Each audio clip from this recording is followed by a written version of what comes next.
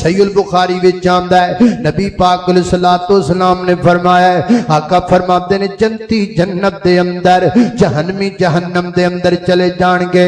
जहन्नम विच एक बंदा होएगा, ओ बंदे नूं जनाब अग दा अज़ाब होएगा।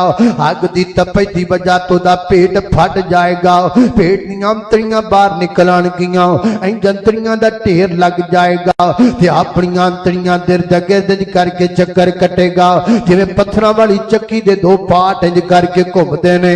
नबी पाक ने फरमाया सारे जहन्नमी इहदे इर्द गिर्द जमा हो जाणगे, इहदी सज़ा ते जिल्लत वेखणगे, इंज इहदे इर्द गिर्द मजमा लग जाएगा। सियालकोटिया थोड़ी तकनीकी बात भी समझ लै, है सारे जहन्नम विच ने, वो भी जहन्नम विच ने, ये भी जहन्नम विच है, लेकिन सारे जहन्नमी इहनूं वेखणा खड़े ने। इहदा मतलब है वो अपनी सज़ा भुले खड़े ने, अपनी जलालत भुले खड़े ने। इहदी जलालत वेखणा पै ने, किड्डा वड्डा इहनूं अज़ाब पिया हुंदा है, जो अपनियां इर्दियां जनाब अंतरियां दे इर्द गिर्द चक्कर पिया लगांदा है। नबी पाक ने फरमाया वो नहाण वाले बंदियां दे विच एक बंदा कहेगा मैं तेनू पछाणदा पिया वां, मैं तेरे चेहरे वाल गौर नाल वेखदा पिया वां, तू ते ओही नहीं जिहड़ा सानू नेकियां दा हुक्म दिया करदा सै, तू ते ओही नहीं जिहड़ा सानू आख्या करदा ते नमाज़ां पढ़िया करो, सानू आख्या करदा ते झूठ ना बोलिया करो, मैनू लगदा तू ओही है।